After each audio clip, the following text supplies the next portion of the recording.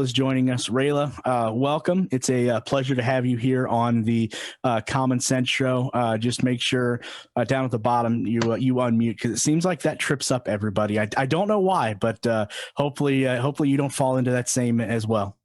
No, thank you so much for having me on. I've done my share of Zoom meetings, so pretty up to date on how to work it. Good deal. Yeah, thanks for taking time out of your day to join us. We were talking about the stimulus package that was just passed, and I'd hate to see it signed into law, but unfortunately, I think it's going to happen. But before we get to that, for people that may not know you or may not heard of you, tell us a little bit about yourself. So yes, my name is Rayla Campbell, and I am from Massachusetts. I ran last year against Diana Pressley in District 7 for Congress, which my rights were completely violated, and they did everything they possibly could to keep me off the ballot. I have been under a lot of attacks. I've been attacked by BLM and Antifa a lot. That's my son's hand, if you see the hand creeping up. And my family was attacked at the DC rally, the first rally, and that kind of, set the tone for how the Democrats are going to act and what they're going to do. But, I'm all about American values, the American traditions, American ways. I'm a born Catholic. I'm a conservative, always been a Republican. So, I'm out here fighting for every voice that matters, every voice that feels like they're silent, that they are being, oppressed by any ways, shapes, or form. And right now it's attack on the conservatives, white America is under attack. It's like reverse racism. And especially when you look at what's happening, I'm a South Shore girl, I'm a suburb girl. So my suburban moms are just under the most horrendous attacks right now. And I'm just going to make sure that I stand up for all of our voices and protect our rights.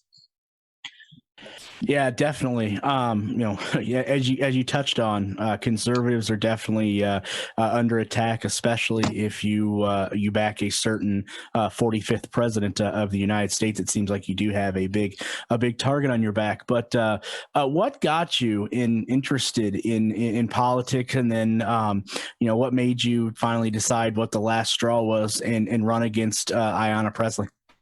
Well, she's a divider. She's also not from Massachusetts. She's come into our state and literally are pitting everybody against each other. And I have 3 small children, and I was seeing what was going on with just in my community locally, what's happening in schools, and what the indoctrination that they're trying to push on our children. And my family is mixed. My husband is Irish. So, when we talk about racism, it goes on both sides of our family. So it really, people need to understand that we've gone past that, especially living here in Massachusetts. And I just felt like it was being, brought back up after we had squashed it, and we were this beautiful rainbow. We all became under this beautiful umbrella.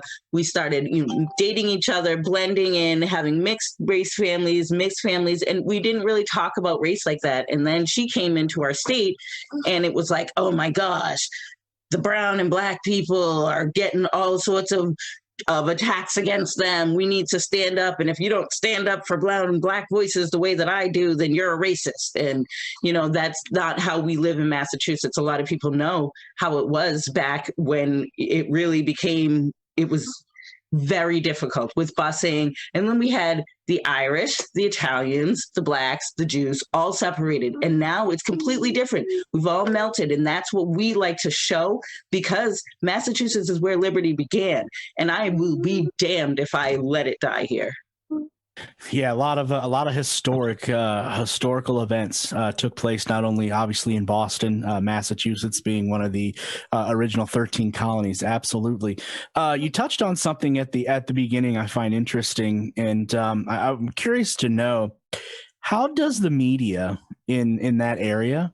You said that Representative Pressley is not a citizen, I believe, of the district that she represents. How does the media cover that up? Do they just choose not to cover it and just kind of sweep it under the rug?